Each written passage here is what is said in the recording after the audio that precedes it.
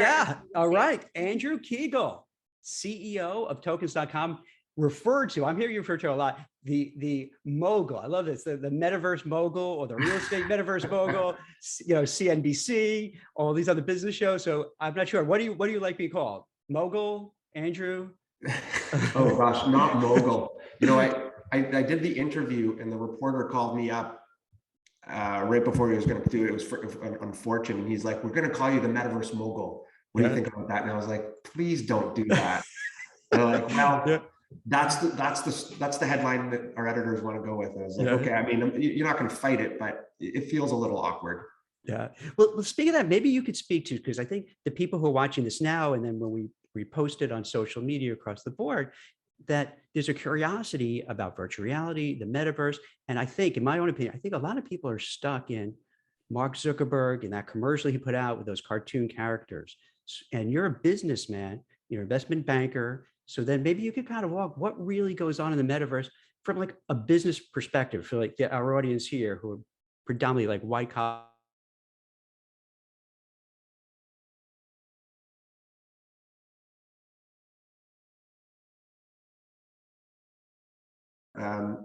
Have you ever heard of an author, a sci-fi author named Neil Stephenson? Mm-hmm. So he wrote a book called Snow Crash that was published in 1992, a long time ago. And he was the first person to define the term metaverse. And it was really related to sort of a dystopian society that sort of communicated through computers.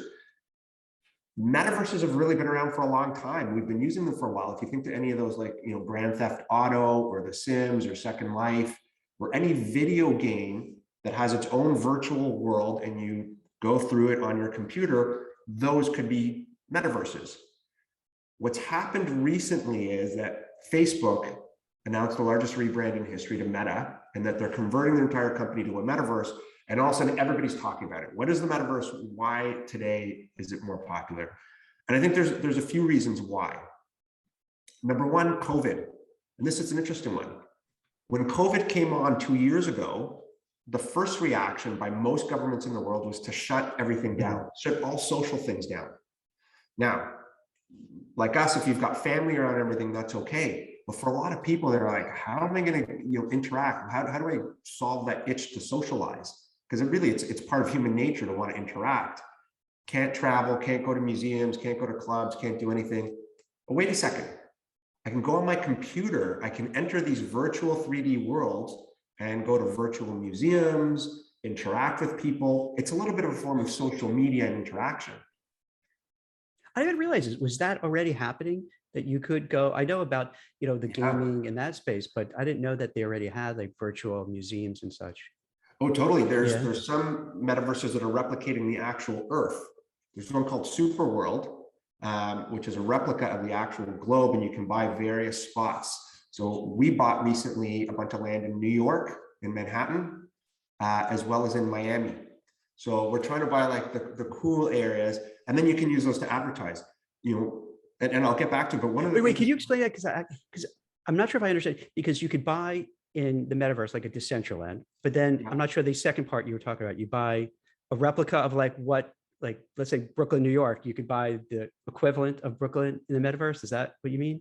Yeah. So let's take a place in the world that maybe people might want to visit, might be on your bucket list, but you're not being like the Taj Mahal or Mount Rushmore. Probably not going to jump on a plane to go see Mount Rushmore with the family, but I can go into the metaverse. We can all create our little avatars or sit in a room together, and we can go and we can explore it, and we can look at it from a three-dimensional aspect.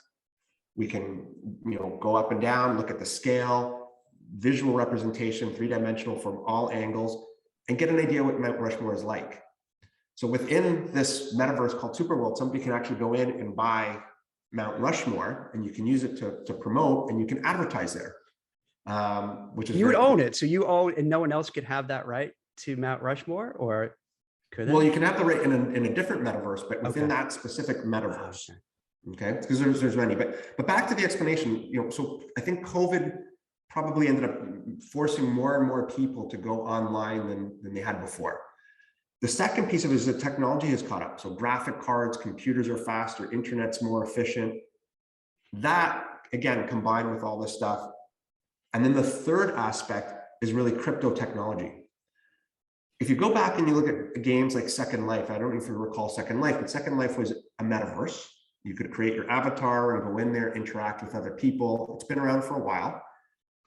The problem they always struggled with is how do you create a self-contained economy within it? Fast forward to today, crypto allows you to create your own cryptocurrency, your own currency within your virtual world that you can use it to buy the land. You can use it to buy NFTs. You can use it to buy wearables for your avatar. Those things have a resale value back into US dollars.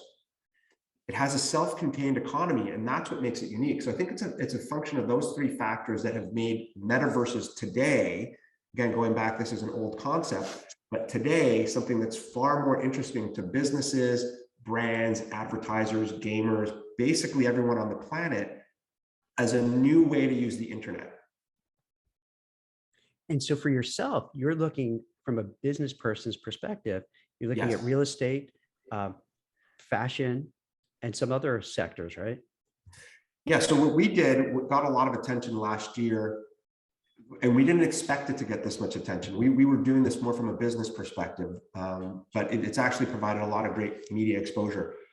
We purchased, at the time, we did the largest metaverse real estate transaction. So again, these new metaverses have a set boundaries. So think about it like a puzzle that has a boundary. You can't go outside the puzzle, okay? There's a set number of parcels that you can buy within each metaverse. We went in and bought a whole bunch of parcels in what came out to be the largest metaverse real estate acquisition in history. That got a lot of media attention. That was in an area called the Fashion District in a metaverse called Decentraland, which happens to be one of the, the top two metaverses out there right now.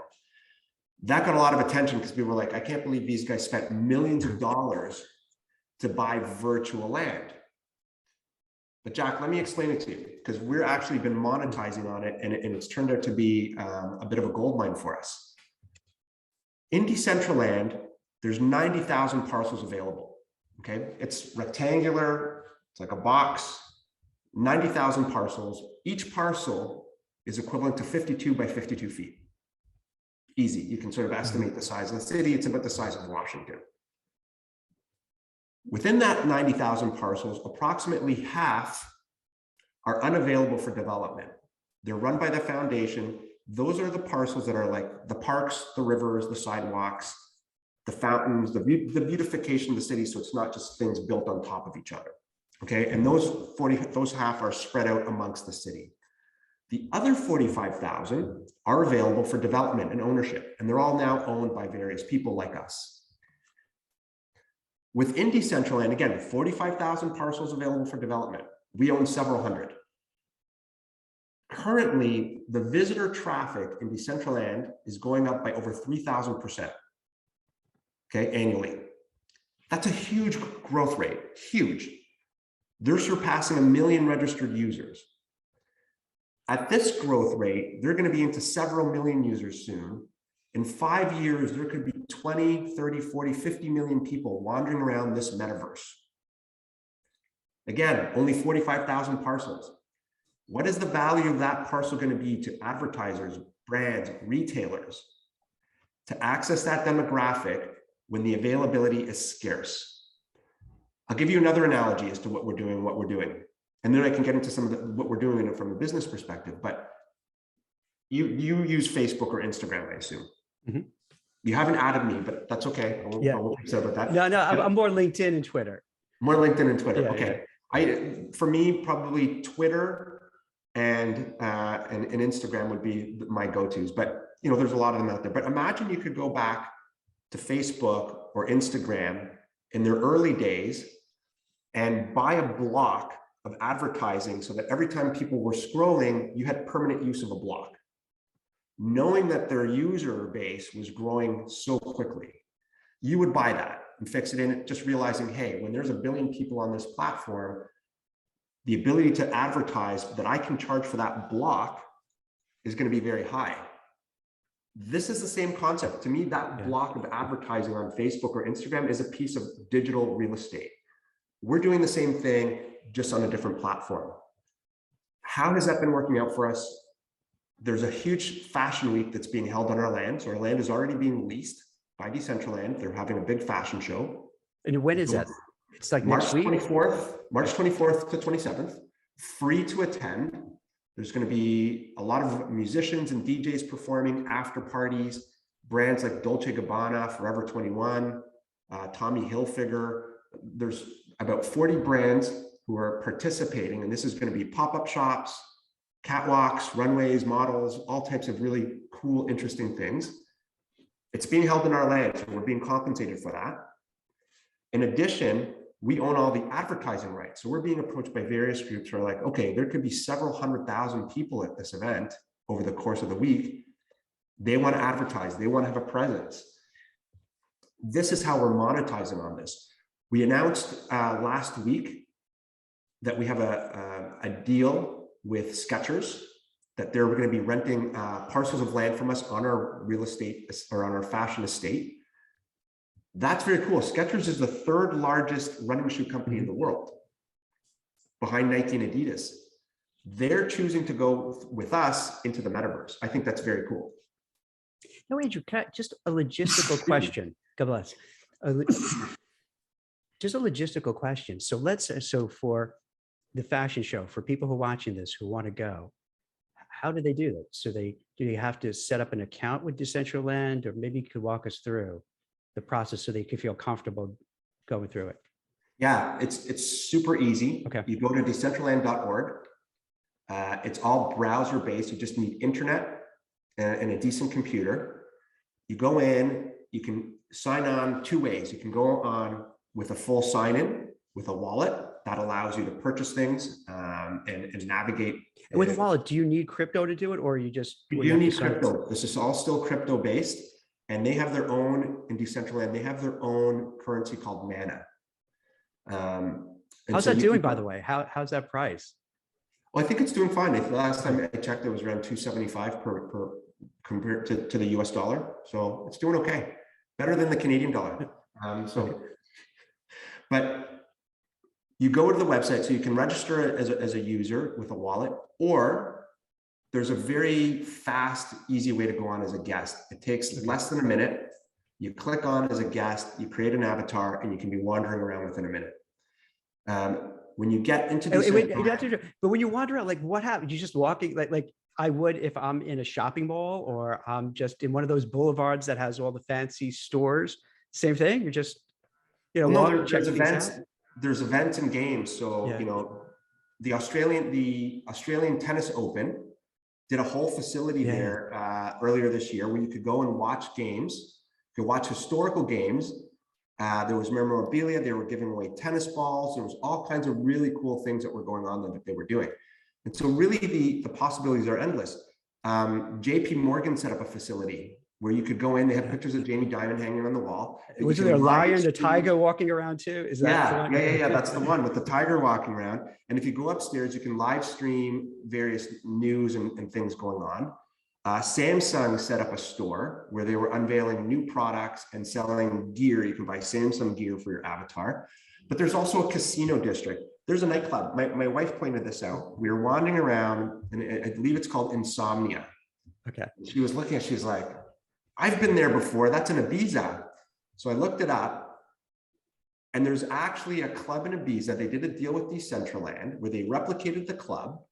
And on weekends, they stream in music, and people can go in there and meet. You can dance, interact. Remember, in Decentraland, you can make friends. You can talk to them through the computer, just like we're speaking. You can go to museums. So there's NFT museums. There's an amusement park. There's all kinds of things you can do to explore. But really today, you go there really to explore, to catch an event. I'll give you a cool event that happened. And if I didn't mention it before, but they did the EDM festival. Did I mention that? No, I was aware of that. EDM, Electronic Dance Music Festival, that happened last October, had 8 stages. Like, I mean, this was sort of felt to me, I've never been to Coachella, but it felt like an online version of like Coachella with like lights and DJs. There were 8 stages. There were vendors in different places and sort of bars you could go to and walk around with, NFT drinks and hot dogs and things. And it attracted a whole bunch of top DJs. So The headliners were Paris Hilton, Blau, and deadmau5. There was another 30, 40 different performers over the course of a weekend. That event attracted over 50,000 unique visitors. Wow. Think about that, 50,000 unique visitors. Here's what's amazing about it. If you were an advertiser at that show, and there were several, you have the ability to target an audience, in that case of 50,000 people. They could be scattered anywhere in the world. It's geographically agnostic. The person could be in New Zealand, they could be in Anchorage. It doesn't matter. You can advertise to them at the same time in their native language. You know what they're there for. They like that type of music, so you get an idea of what they're about. I mean, it's a great venue. When we think about the fashion show that we're hosting on our land later this month, I think that's going to attract several 100,000 unique visitors over the course of that, because there's going to be a curiosity factor. You're going to want to go in there and like, what is Dolce & Gabbana doing? Like, what does a virtual fashion show runway look like? What are they unveiling? So I think all of those things that make it very cool, there'll be a curiosity factor for people to go in and check it out. What's that worth to an advertiser to target this demographic who's clearly got a whole different agenda? You know, I was having a conversation with the executive team of a major world brand, about coming on our space. They did end up coming on and leasing with us. But one of the executives said, you know, Andrew, if we do this, how much money are we going to make? And I was like, no. You're not understanding. You'll make some money from selling NFTs. It's about advertising. It's about communicating who you are. And here's why. I told you, I have a 9-year-old daughter.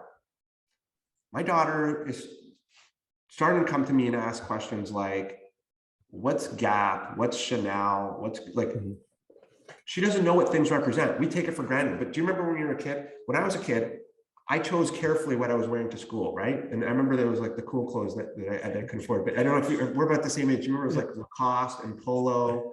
And like if you had a Lacoste or a Polo shirt, that was cool. You're bringing up a sore point, because my parents didn't have much money. So I would have, like, instead of Pumas, I would get like a knockoff version, and then the dye would run off. These are back when you had like the blue Pumas, Right? and suede, and then it would, yeah. Or I would go to Alexander's, the shopping mall, and we'd have to go through the bins to get like, hey, this is on sale. So yeah.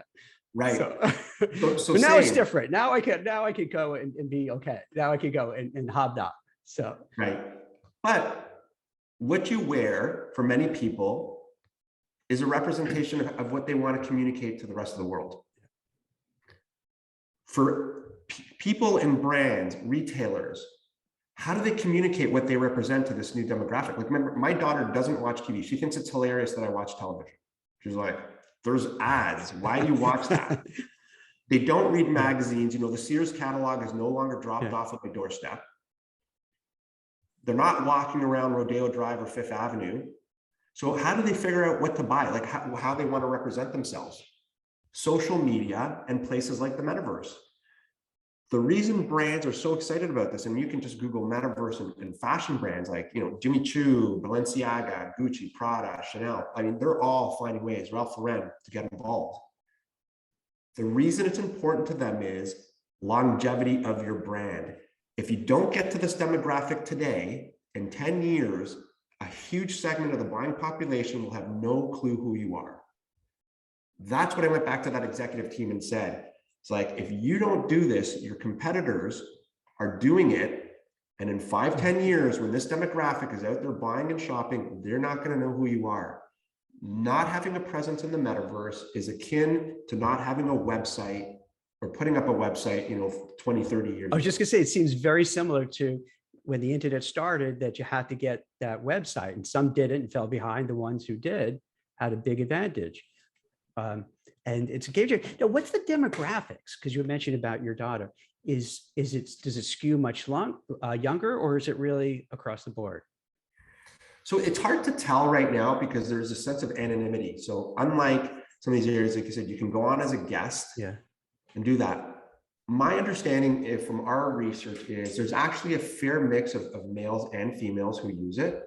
It tends to be a younger demographic, but it's attracting people who are older and looking for opportunities. So, you know, a lot of my business peers like going in there and checking things out. They go to the JP Morgan, things like tennis. It's appealing to a broader and broader audience. But right now, I think it's a younger generation and one that's crypto friendly. And for that, for a lot of people, that's a tough concept. I often say, when I talk to my parents, for example, they don't get it. They think I'm They have no idea what you're talking about. Because to them, in order for something to have value, it's gotta exist. It's gotta have a physical presence. It's gotta have weight, something you can hold. If it lives on the internet, it doesn't have value. And I don't spend time trying to convince people like that. I'm not the blockchain town crier. But for the younger generation, they absolutely understand that if you can attach a unique identity to something on the internet and make it transferable, then you have something of value. And that's what NFT technology is. That's what metaverse technology is, right? When a metaverse city is really just a bunch of digital signatures with a construct and rules and smart contracts around it that you can buy and help create a community, help create an environment, help create something. And so when we're buying up all this land in these various metaverses, our viewpoint is really that of a business group. We're seeing this as an opportunity to buy land or exposure or access to a demographic that continues to get bigger. Remember, I mentioned Decentraland's growth rate over 3,000% annually. We're pre-buying advertising space. We're pre-buying the ability to access that group so that when there's 10, 20, 30, 50 million people wandering around these environments, the environments are finite. As I said, there's only 45,000 plots available in Decentraland. Each one of those will only increase in value and will only increase in attractiveness to advertisers and retailers. Now, I understand you're building outside of Decentraland too, right? That there are other there's a sandbox that's huge, Decentraland. Now, can you even start your own metaverse, or how does that, or that's not your thing? You're more of doing, building the properties and leasing it out. So building a metaverse is a whole different business. That requires what I would say a lot of marketing to create people. So there's no barriers to entry to starting a social media platform yet. I think people have come to understand that it's incredibly hard to be successful. If you look in the last 5 years, there's only one social media platform that I can recall as being successful, and that's new social media platform, and that's TikTok, which my daughter loves as well. Other than that, it's been sort of the same one. LinkedIn's been around for a while, Instagram, Facebook, the various ones that are out there, Snapchat, there's a bunch of them. Very hard to create a new platform. So from the perspective of my business, I would rather invest into the metaverses that are established, that have put the money in. It's probably also to do it properly at an 18 to 24-month process. Even things like Sandbox are still in beta. So what other places would you recommend? Are there any other, places that you're thinking of building and leasing out? Well, we own land in Somnium Space, which is— That is wild. That is trippy. I spoke to Arthur over there, and I interviewed him. He had a black, like, Batman suit with a lizard head. I mean, it was trippy. It was very different than Decentraland. Very different experience, right? Yes. So you're buying space there. Somnium Space focuses a lot on headgear. It's more of a higher end metaverse, and the reason we like it a lot, we think that the time for that is probably still slightly in the future, and here's why. The graphics are so good, and you can attach all this hardware to it. A lot of people don't have high-end computers and high-end graphic cards yet. They don't want to invest $1,000 into the headgear. Decentraland works well because the graphics are very good, but they're not like amazing. They're better than Minecraft. And you don't need glasses too for Decentraland, right? You could just go in there without the Oculus. Browser based, and as a guest, you can get on there very quickly. So the advantage of that is that the computer audience is larger than that for Somnium Space. I often wondered, my kids really play, my younger son really liked Minecraft. Have you ever seen Minecraft? Sure. It looks, I was always like, the graphics on this are awful. Why do kids like this? I was scratching my head for a long time, and then I figured it out. It's deliberately awful because you don't need a good graphics card. you can access a whole broader range of computers by having a graphic set that's easier for these computers to show. I don't know if do you Yeah, understand is that why when you see the, the avatars, they don't really look that realistic just yet? Yes, They're okay, but not great. They're serviceable. correct. Same thing. It's just we're not there yet with the technology and everything. That it'll evolve. I mean, think back Yeah. to the early days of things like Facebook, and remember Yeah. on Facebook, like, how do you feel today? And you'd be like, I feel happy today, or I feel like, these things evolve into, what we Yeah. need. But yeah, if you were to make the graphics amazing, like this kind of lifelike, Yeah. you limit yourself to 1% of the computers on the planet who have that capability. Minecraft looks like a bunch of squares put together because 95% of all computers on the planet can access that. So all of a sudden you've just grown your user base to huge, as opposed to something very narrow by being really great graphics. It'll evolve. Yeah. But that's why there's a bit of a selection process when you're choosing what metaverses you like. That's part of the test. See, to me, it seems easier to just go without the Oculus glasses. First of all, you don't have to buy it. You don't have to kind of play around with it, and you could just dive right in. So you might not have, but I went, I was on some new space. He was like, Jack, because I didn't have, the glasses at that time. So he's like, oh, it's so different when you're in there. I'm like, it's kind of nice not having the glasses, just going in there and doing it. And so I think, because it's less friction. So you could just go there. So for people to go to Decentraland, it's less friction, because if you start have to, all right, let me buy it, let me figure it out. And it takes time to manage it and play around with it and get it right and feel comfortable. So it's easy to just say, forget it, and not bother. This way you just go into Decentraland and you're there, and it's just nice and easy. And as a guest, you can be on and registered and wandering around in under 2 minutes. Now, how do you feel about this? And I'll be very transparent here.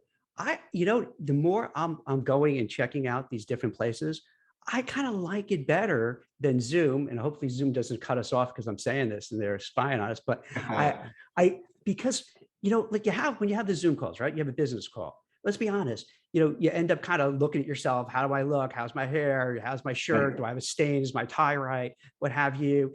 The person on the other side is feeling uncomfortable. You're looking at their background. They're looking at yours. And to me, that's just a waste of time and energy. But when you have an avatar and you have a conversation, it's so different. It's like you still have a real. I find it. Tell me if you feel this as well.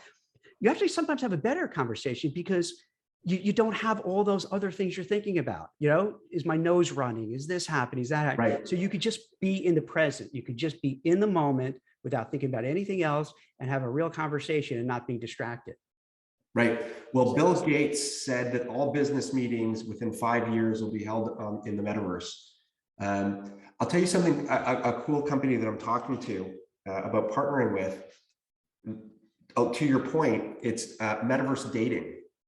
Oh, interesting. Okay. So, I think the show is called Love is Blind, where people court each other behind walls. They don't get to see what they look like, what the other person looks like. And I think the concept here is very similar. You can do sort of a virtual Tinder where you can swipe left or right based on someone's avatar.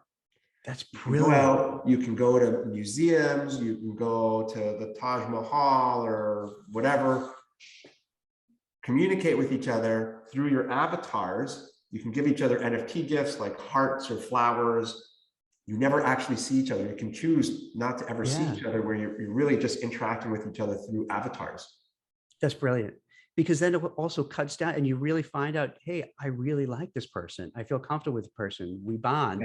And, you're married, you have a family, I'm married, I have a family. And at the end of the day, that's what counts. You want to have that, relationship, not because, someone like myself, the looks fade. So they fade quickly. So hopefully your personality is still the same. So that's what counts. So if you meet somebody that way, that's great. It's fantastic. But also as a way to date. So let's imagine if you were single, you were dating someone and you were doing this all the time. You're right. It can get awkward. How's my hair? How do I look? You're carrying conversation. What if you could meet in the metaverse with your avatars and go to a museum or remember, for long distance dating, imagine the person you're dating is in Europe. or Australia or somewhere. You could meet at the fashion show, you could meet at the music festival, you can meet at the casino or the museum or anything else, walk around together, talk the same way we're talking, move around, and it's a way of like, oh, that's really cool. It's like going on a virtual date. Yeah. I think the concept of that's very, very cool. I love it because even with, let's say with a fashion show, I would not go to a fashion show in New York City. Not to have anything against it, it's just not my thing. I don't get it. I feel uncomfortable. I just don't understand it. It's not my milieu. But on Decentraland, to go there, I would totally feel comfortable because I wouldn't feel like a creepy middle-aged guy going there because I have an avatar. So I wouldn't feel self-conscious like, all right, what's this, regular suburban dad going in here? But I have an avatar. Totally. Like, oh, I'm fine. It's almost like, like how writers have a nom de plume where it frees them up to really write because they have, a different name like Mark Twain, or when you're an actor. I think there's something to that. Same thing with an avatar. It maybe this might sound weird, but I think it makes the real you come out because now you could really be who you are because you have this new avatar as almost like a shield, and you could just be who you are and not worry about all the other stuff. Yeah. No, it's very cool. I mean, I'd go to a fashion show if they let me in, but my best shot is through the metaverse. Yeah. Well, now that you're a big shot and a metaverse mogul, I think you get, they open up the velvet rope and you go right in. So that's different now. In the metaverse, yes. So what if, so let's say I wanted to rent a place in one of your towers. Now, is it just like kind of like real estate in the real world where, you go into an office and you sit down, I'll sit down with, one of your folks and say, hey, I'd like a little office here. Here's what I'm going to do. I'm going to do recruiting. And just like that. So what we normally would do is we would have a conversation with respect to what you need. Yeah.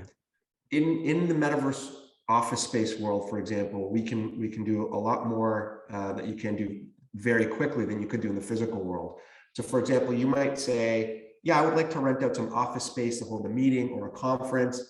I would like there to be, floating clouds or this, my picture hanging on the wall. I want an area here that you can click and it goes to my website. We can help create those things for you. So really it's like, what is your dream for the metaverse? What is your desire? What's the desired outcome? We can rent you the land, but we can also provide the design and architecture services to help get you there. And I think that's what makes us a little bit different than some of the other companies out there is we're more than just a bunch of guys owning land. We're creating revenue by renting it out, but also providing design and architecture services for you. So if let's say somebody wanted to open up, a Neiman Marcus or whatever, you would help design how it wants to look, the feel, everything. And then could I go in there, let's say buy, a jacket and then have it sent to me in the real world, but try it on there. And maybe if the technology is there, it can measure that I have the right fit. I can see how I look in it and just conduct business and commerce just like that. Is that doable? Yeah. So that's, I think, a very near reality. Right now, a lot of what's happening is buying clothing for your avatar and the ability to click through to the company's website. Mm-hmm. The real convergence that I think is happening here soon is that between the physical world and the digital world. And my wife always says, don't call it the real world, call it the physical world, because the opposite of real is fake, and you don't want, it's not That's fake, a good point. digital. So I always call it the physical world. But yeah, I mean, there's a lot of things you can do, but certainly for sure in the near future, you'll be able to have your measurements done, input it in, and maybe go in, see what something looks like on your avatar and be able to order it, not just for your avatar, but to your house. How great is that, right? So you don't have to go into a shopping mall and then try on stuff that 100 other guys were trying on and putting it on, which is kind of gross, and it doesn't fit right or whatever. So if you go in there and they just kind of take the measurements, figure it out, I want this blue jacket, that's it. Here's the measurements, send it to my house. That's fantastic. It's going to be very cool. I'm waiting to see what Amazon does here. I'm really curious to see what they do, because right now you go to Amazon and you type in, I don't know, glasses or something, right? Blazers. And you get a whole bunch of two-dimensional pictures with reviews, right? And then, various pictures. What if you could go to the Amazon site and type in I don't know, computers. And all of a sudden around you, instead of this two-dimensional site, you're in this 3D shopping area with, you can go to, you know, Dell, Apple, Microsoft, whatever it is, look at the various computers, compare them, see how they scale relative to the size, have a salesperson in there that can maybe answer questions. It's just a much more immersive way to shop. Think about it from booking a trip. I think this is coming very soon. You'll go to your favorite booking site, Expedia or whatever, travel, something. You'll go and you'll be like, okay, I want to go to Mexico. Here's a site. The hotel room will pop up. You'll be able to wander around the digital version of the room, look around. What does it look like? Look at various rooms, walk around the resort. What does the pool look like? How close are you to the beach? All of these things, and then make a decision. Just a far better way to make that decision, as opposed to just, you know, going through, you know, 100 reviews to see if people liked it or not. What do the rooms look like? You'll be able to do that. So I think within 4 to 5 years, there won't be the traditional way that we think of today to shop or to book trips. I think it's all going to converge very slowly and subtly into using these 3D environments to make better decisions. Amazing. I imagine the same thing holds for real estate, for going on a cruise. Yep. You know, pretty much everything. So it's already there for real estate. We're working with several realtors that have properties that are like, you know, these are $20 to $30 million properties for sale, that they're asking us to recreate them replicas in the metaverse so that they can have prospective clients who might be abroad walk around, take a look. What does this look like? Where are the elevators? You know, things like that. There's an office building in DC that has commissioned some friends of ours to replicate not just their building, but the entire area around it. And this is a very high cost, you know, high lease building. And because it's so expensive, they want to have the ability for prospective tenants to walk around and look around and say, like, what does the office space look like? What does the rooftop look like? What are the restaurants? How far is it to get to the park? It's a way of enticing and educating people as to what you're offering in a whole unique way where they don't have to jump on a plane to get that experience. That's amazing. It's just so mind-blowing. Like today, I was just writing about this doing very different than what you're doing. This place, VR Direct, where they'll have doing safety. So let's say it's Siemens and they have big manufacturing. So rather than going in and doing something which could be dangerous, you know, for some machinery, you do it in the metaverse. So then you can kind of see what it looks like, how to fix it, what to do before they send somebody in to do it. So there's so much potential really across the board. There's just so many use cases for it. I'll give you one more use case that I think is funny. I always think back to The Simpsons and Homer Simpson looking at the nuclear power plant, right?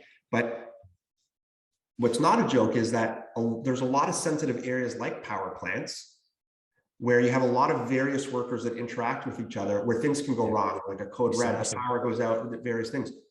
You could actually replicate what this looks like, where various people interact with each other, and from their homes, you could test out emergency situations, how people interact, get them trained in ways that you can't do in the physical world.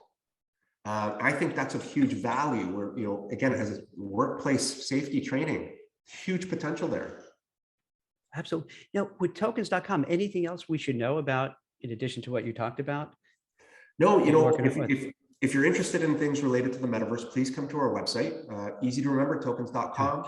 We have an education area, we have a media area with some of the coverage we've received, and you can stay up to date there very easily with respect to all of our activities in the metaverse and actually in Web3, because we do things beyond the metaverse, although that seems to be the area everyone wants to talk about these days. Wait, so what else do you do besides the metaverse? You're still a banker and all that stuff, or no, or you kind of, this is taking up all your time? So we do something called staking, which is the transaction processing in the cryptocurrency space. Oh, okay. And we get paid for that. We also have an area that was created recently called Hulk Labs, and that's focused on crypto gaming. And so when I think about Web3, which is really the new ways that the internet is evolving to be used, those are the areas we want to be involved in, and that includes the metaverse as well. So you're busy and you have a young child. So and two older ones. Not a young child, many young children living around. Yeah. So when do you have the time for all this? This is a lot. This is a lot on your plate. Yes. Yes. Well, I appreciate you taking the time out because I kind of sort of remember my kids were little. Boy, I didn't get any sleep whatsoever. Now I don't get sleep because like the cats and dogs wake me up and I'm at like 3 or 4 in the morning, they're waking me up. So Right. I could feel your pain with having a baby because, you know, cats and dogs are like little kids. They don't grow up and when they want to eat, Right. you got to wake up and feed them. So there's a dog in the mix here too. So yeah. There's a lot. Well, this is great. So to go, the easiest way is tokens.com, right? Yeah. And then Instagram, Twitter. We're on Twitter, so tokens.com or Andrew Kiguel. I'm always posting good information on what's happening in the world of crypto, Web3, and the metaverse. Right. And of course, you can always check out decentraland.org, which is where the fashion show is being hosted March 24th to 27th. I'm going. Christine said she's going too. We're gonna be there. The curiosity factor, come on, you know you're going to be there. You're going to want to check out what's. I'm definitely. I'm going to be there. I'm going to check it out. Absolutely. Yeah, because like I said, if in real life, no, I should, like you said, should say real life, but you know, in this universe, not so much. But there, yeah, hell yeah, why not? Yeah, check it out. Absolutely, I feel totally comfortable. I'll be there. I'm going to walk around, check everything out. It's be awesome. Yeah, send me a note. Let me know what you think. Okay. Well, thank you so much for coming. I really appreciate it because I think there's so many people who are so interested in it. And when I first posted something a few months back, show how quickly, you know, times change within just literally like 2 or 3 months. I posted something and an article for Forbes talking about, you know, the metaverse and how you could work in the metaverse, you know, find a job in the metaverse, all that stuff. And the hate was unbelievable. Now, LinkedIn is not known for that because it's the most nicest social media site. It's like the Canada of social media sites, right? Very polite, very nice, you know, whereas, you know, Twitter's the America, like, you know, yelling and screaming. But really the undercurrent was this. They felt, the vast majority, it was about maybe 150,000 comments and likes and dislikes and all that they all felt that Mark Zuckerberg owned the metaverse and like, I don't want anything to do with Mark Zuckerberg. Right. I don't want to live my life in there. Fast forward, only like 2-3 months later, people are starting to be like, all right, what's this about? I want to hear more. Tell me more. So that's why I was looking forward to having you on the show, because people are starting to now realize, oh, I get it. This is much more than those kind of cartoonish characters in his commercial. This is something interesting. So I'm glad you're the guy who's the expert at it to share, hey, this is what's happening. So I'm so glad you're on here. I agree. There's a lot of, I guess, there are a lot of people that are angry or just don't like Facebook or Meta. Yes. But the one thing that they've identified correctly is that the entire social media and internet platform is moving to the metaverse. They're just trying to be a part of it. There is going to be several metaverses that have nothing to do with Facebook. So hopefully your audience gets a little bit out of that there's going to be many options for them to explore. This is great. Well, thank you so much. And for everybody watching, tokens.com, check out the fashion show. I'm going to check it out. And then we'll stay in touch. So as you have new developments there, because this is great. This is such an exciting, innovative area. So thank you so much, Andrew. I appreciate your time, my friend. Thank you. Thanks, Jax. Okay. Take care. Bye-bye. Bye.